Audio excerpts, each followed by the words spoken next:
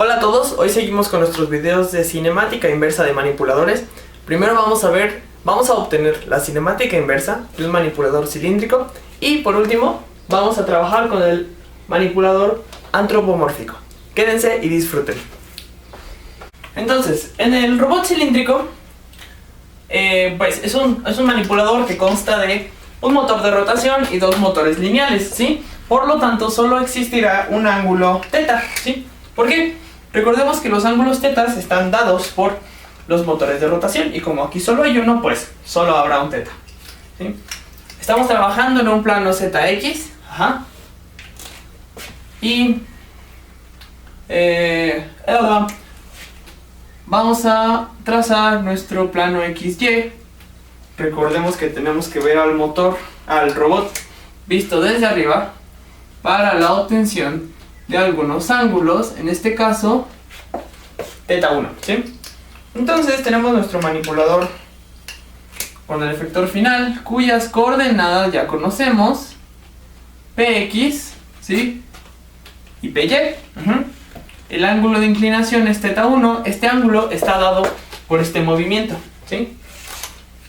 Y bueno, está dado por este movimiento que lo genera este motor y no este, a pesar de que este es el que se ve desde arriba, ¿sí? Ojo ahí. Bueno, entonces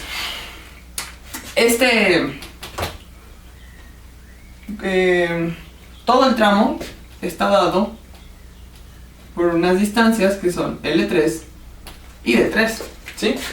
Pero podríamos decir que lo voy a repetir en el plano XY. Se proyecta, ¿sí? Se proyecta esto. O sea, vamos a girar este motor a algunos grados de tal modo que el efector final se pueda proyectar aquí. Bueno, sí, se puede proyectar en el plano XY y se vea de este modo, ¿sí? Este vector es el vector de O a P, R de 0 a P, 0, ok, cuyas coordenadas son las mismas, PY y PX, PY y PX, ¿sí? Por lo tanto, podríamos decir que, empecemos con la tangente, ¿va? La tangente de teta 1, teta 1 será igual a la tangente a la menos 1 de PY entre PX, ¿sí? Porque PY es el cateto opuesto y PX es el cateto adyacente, ¿sí? Trigonometría, ¿va? Ok. Y RP, el módulo de este vector, ¿sí? Porque es un vector, ¿sí? Y los módulos de los vectores se expresan con el teorema de Pitágoras. En este caso será PX cuadrada más PY cuadrada, ¿sí? Pero bueno, esto es el motor, el módulo del vector, ¿sí? Sin embargo, voy a borrar esto. Este módulo, como ya lo vemos aquí, el vector es igual a la suma de L3 más D3 es igual al vector en longitud, al vector R de 0 a P. Ya quedamos que este vector es igual a la suma de PX cuadrada más PY cuadrada en raíz cuadrada, ¿sí? Y recordemos el módulo, el parámetro D3. Recordemos que en nuestra tabla de parámetros de Navier-Hartenberg teníamos una distancia de I, ¿sí? Esta distancia de I es esta, D3, Entonces, bueno, D3 sería igual a que PX más PY al cuadrada y en raíz cuadrada, se cierra la raíz y despejamos L3. Y ya, ¿sí? Entonces tenemos, ¿sí? D3, R y teta 1. Y ya, ¿sí? Fácil, facilito. Aquí este robot es relativamente sencillo porque solo tenemos teta 1, y los ángulos son los que más conflicto nos pueden generar, ¿sí? Pero bueno, eso es todo por el cilíndrico. Vamos con el antropomórfico.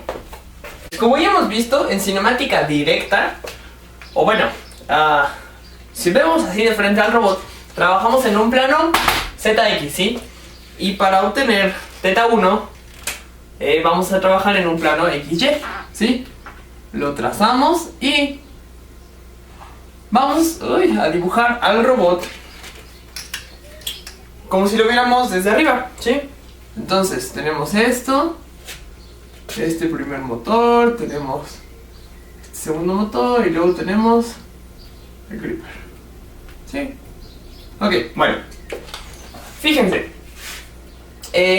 bueno, olvidé comentarles que ya lo vieron, ¿no? Este motor es semejante al cuerpo humano, cuenta con 3 motores de rotación, y aquí están sus sentidos de rotación inclinados.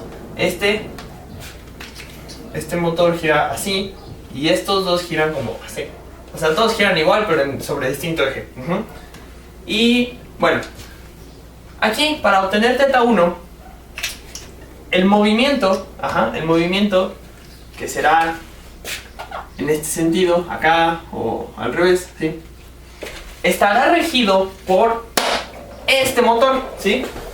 No importa cuánto se muevan estos dos, o sea, cuánto están así, ¿no? Entonces, supongamos que este se mueve tantito así, unos, no sé, 30 grados, y este otro se mueve también, ¿no? Así. No importa cuánto pues roten estos dos, no se verá afectado la inclinación, no se verá afectado θ1, No, nunca, ¿sí? ¿Por qué? Porque θ1 está gobernado por este, ¿sí? Y bueno, como ya lo vimos, el efector final tiene sus coordenadas, px y py, y pues fácil. Tangente a la -1 de py entre px es igual a θ1. Y ya. Vámonos, ya estuvo. Fácil, ¿no? Bueno, es θ1. Recordemos que en videos anteriores la inclinación de estos dos motores, que en los otros solo era uno, se proyectaba en el plano XY, ¿sí? Ahorita lo vamos a ver y vamos a trabajarlo en el espacio, ¿va? Entonces vamos a dibujar nuestro eje coordenado Z, ¿qué es aquí? Y acá es X, ¿sí? Y ahora vamos a dibujar al robot como si lo viéramos en tercera dimensión, ¿sí? Ojo, vamos a tomar al origen como el suelo, o sea, sí, no como el motor. Y esta aclaración se las explico ahorita en un ratito. Entonces va el primer motor, va el segundo motor de rotación, ¿sí? Este motor de rotación, en este análisis, vamos a ponerle una inclinación cualquiera, ¿sí? Aquí, ¿sí? Ya tiene una inclinación distinta a la línea 0. ¿Por qué? Pues porque ya lo movimos, ¿sí? Y tiene un ángulo θ2. Y vamos con el otro motor, que más o menos es así, y tiene otra inclinación, ¿sí? Otra inclinación. Y fíjense, su línea 0, vamos a llamarle así a esta línea 0, porque hay 0 grados. La línea 0 del segundo motor es distinta a la del primer motor. ¿Por qué? Bueno, pues porque a lo mejor, ¿cómo decirlo? La línea 0 del segundo motor es el brazo del primer motor, ¿sí? ¿Sí lo ven? Mientras que la línea 0 del primer motor es, pues, digamos que el seno natural, ¿sí? No sé cómo explicarlo de otro modo. Y aquí viene un ángulo θ3, ¿sí? Y bueno, así trazamos el robot. Está más o menos bien trazado, pero lo importante es lo siguiente. Sabemos que debemos trazar el vector posición que va del origen al punto P, donde el punto P es el efector final, ¿sí? Entonces, Si este es nuestro origen y este es nuestro P, el vector se verá trazado del siguiente modo. Espero que no salga tan chueco. Ok, más o menos así, ¿no? Este vector, ¿sí? Este vector se llama vector R, que va de 0 a P, ¿sí? Y este vector se va a proyectar en el plano XY, como ya lo hemos hecho, ¿de acuerdo? Entonces, la proyección se verá así, ok, vamos a decir que más o menos ahí se va a ver. Y la proyección es esta, ¿sí? Ok. A la proyección vamos a llamarle H1, igual que en el video pasado, para no desacostumbrarnos. Y ya se formó un triángulo rectángulo, ¿sí? Donde la hipotenusa de este triángulo es R o P, bueno, R de 0 a P, o de P respecto a O, como lo quieran decir. Y el cateto adyacente es H1, ¿sí? Pero ¿cuál es el cateto opuesto? Bueno, vamos a ver. Les voy a decir rapidísimo que el cateto opuesto, ¿sí?, es PZ. ¿Por qué? Bueno, habíamos dicho que este vector, que representa la última posición del efector final, está dado por PY, PX, PY y PZ, ¿sí? Y va de 0 a P. O sea que PZ, ¿sí?, va a ser la distancia sobre el eje Z, sobre el eje Z, que va desde el suelo, o bueno, desde el origen, que en este caso es el suelo, al punto P, ¿no? Esto es PZ, ¿sí? Y pues nada, pues por eso este cateto opuesto es PZ. Pero ahí les va una variación. Cuando a mí me enseñaron esto, el origen no lo tomamos en el suelo, lo tomamos en el primer motor. ¿Por qué? Recordemos que en la cinemática directa, ¿qué hacíamos? Teníamos nuestro suelo y el primer motor, sea cual fuere, ¿no? Y decíamos que teníamos una trama 0, y la poníamos en el suelo, pero en realidad correspondía a este, La poníamos en el suelo por conveniencia, porque el suelo es fijo, Yo les dije eso, y es verdad, pero no quiere decir que sea la única manera de resolverlo, ¿sí?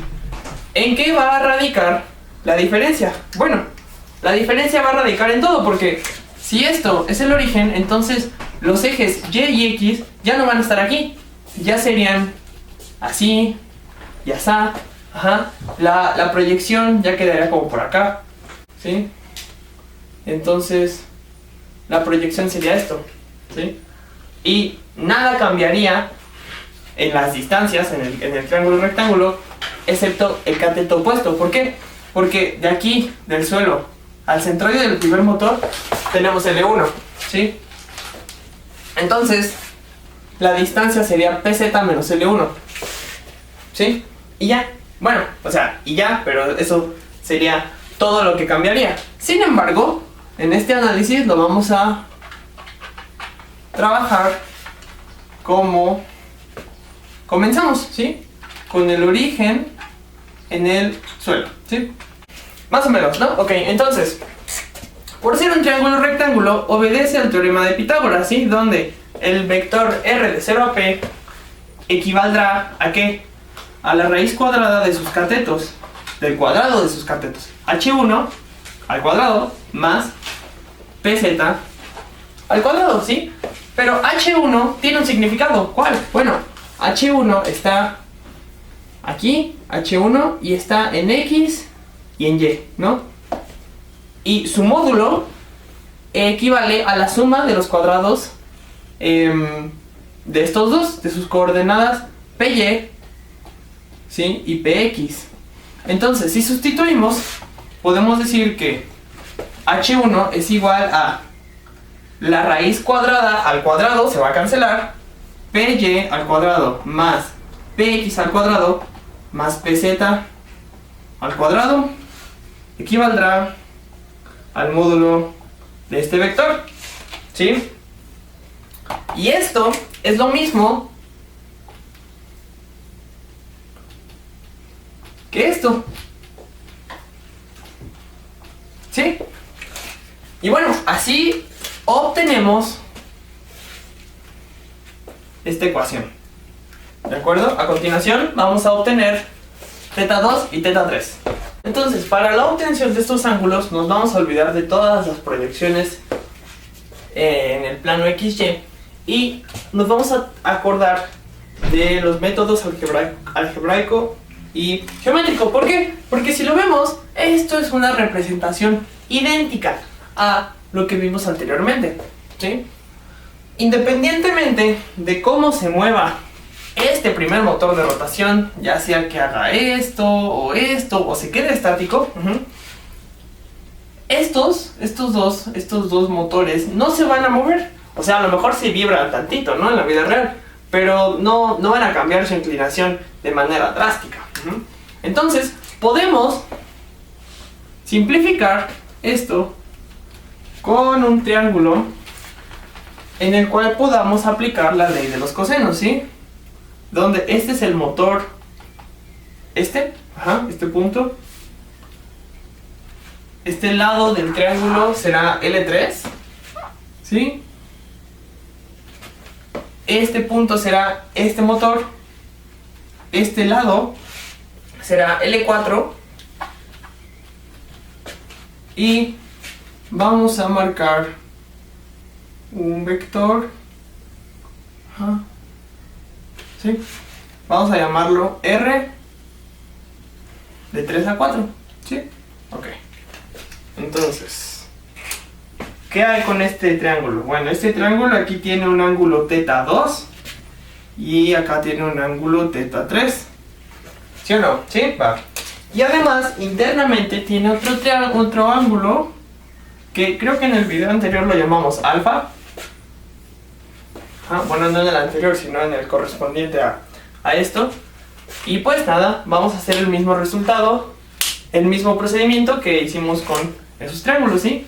Porque, a ver, sabemos que aquí hay 180 grados, ¿no? 180 grados que equivalen a pi. Y pi es igual a alfa más θ3. ¿Sí o no? ¿Sí? Bueno, si despejamos alfa será igual a pi menos θ3. Y el círculo trigonométrico nos dice que esto equivale a menos coseno de θ3, ¿sí? ¿Ok? Es importante saber esto para aplicarlo a la ley de los cosenos, ¿sí? Alfa es igual al menos coseno de 3, ¿sí?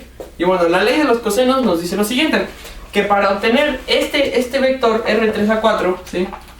R3A4, debemos seguir la siguiente fórmula. Sus lados al cuadrado, L3 al cuadrado más L4 al cuadrado, ¿sí? Menos dos veces L3, L4 por el coseno del ángulo interno.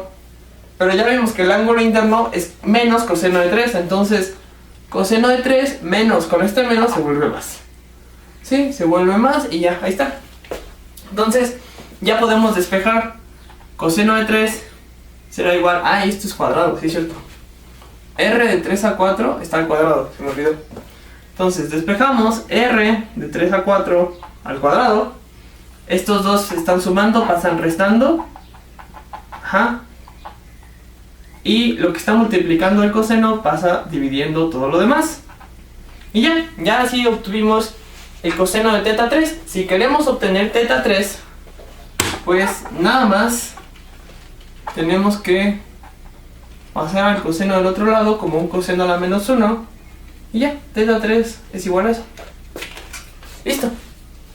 Y para obtener θ2 vamos a realizar el mismo procedimiento. Aquí tenemos θ2, ¿sí? Que va del suelo a L3, ¿sí? Pero internamente ya sabemos que este triángulo tiene otro ángulo, ¿sí? Vamos a llamarlo beta. Y a la suma de ambos vamos a llamarlo gamma. ¿Sí o no? ¿Sí? Entonces, gamma será igual a beta más... ¿Más qué? Más teta 2. ¿Sí? Creo que sí usamos las mismas letras en el video. Ok, entonces, pues ¿qué pasa? Necesitamos obtener funciones trigonométricas que nos ayuden a resolver esto. ¿Y qué función vamos a usar? Pues tangente, ¿ok? Vamos a concentrarnos otra vez en este triángulo. ¿Ah? Porque vamos a obtener la tangente de beta. ¿Ah? ¿Dónde? Bueno, la tangente de beta, en este caso, será igual a su cateto opuesto sobre el adyacente, ¿sí? El cateto opuesto es L3 ¿más qué? Ah, no es cierto, este es el adyacente. L3 más, si la hipotenusa es L4, ajá, o sea, L4 es la hipotenusa, y aquí tenemos teta 3, entonces el cateto opuesto es igual a la hipotenusa por el seno, entonces este cateto opuesto será L4, que es la hipotenusa, por el seno de 3, ¿sí? Entonces L3 más el cateto adyacente, que será L4 por el coseno, ¿sí? Esto es L4 por el coseno de 3. Y bueno, el cateto opuesto, ya vimos, es esto. ¿Sí? Ya obtuvimos la tangente de beta. Vamos con la tangente de gamma. ¿Sí? La tangente de gamma es esta. Gamma es... Ok, aquí en este punto está el efector final, ¿sí? Aquí, este punto es el mismo que este. Entonces, si nosotros marcamos las coordenadas, ajá, en un plano XY, estas coordenadas, este vector, ¿sí? Este vector R34, cuyo ángulo es gamma, sus coordenadas son, vamos a llamarlas P, M, MY y MX, ¿sí? Entonces, la tangente de gamma será igual a MY, que es el cateto opuesto entre MX, ¿sí? Y entonces, ya podemos, bueno, primero despejemos esta fórmula, ¿ah? Con esta fórmula, despejándola, vamos a decir que teta 2 es igual a gamma menos beta, ¿sí? Y aquí, con esto, ajá, y con esto, decimos que beta, ajá, beta equivaldrá ¿a quién? A la tangente a la menos 1 de L4 por el seno de 3 entre L3 más L4 por el coseno de 3. Ajá. Entonces, gamma es esto, ok. Gamma será igual a la tangente a la menos 1 de MY entre MX, ¿sí? De modo que la ecuación nos queda así, donde teta, que es teta 2 equivaldrá a la diferencia entre gamma y beta, ¿sí? Donde gamma es la tangente a la menos 1 de MY y MX, que son las coordenadas del punto P, menos la tangente a la menos 1 de L4, bueno, del lado 4 por el seno de por el seno de 3, de teta 3, sobre L3 más L4 por el coseno de 3, ¿sí? Recordemos que esta parte, el numerador de esta fracción, equivalen al cateto opuesto de este gran triángulo con ángulo beta, ¿sí? Y el denominador es el cateto adyacente, que es la suma de L3, ajá, más este cachito. Este cachito es L4 por el coseno de 3. Entonces, ya obtuvimos esto, ¿sí? Y bueno, mientras estaba haciendo este desarrollo, me di cuenta de que nunca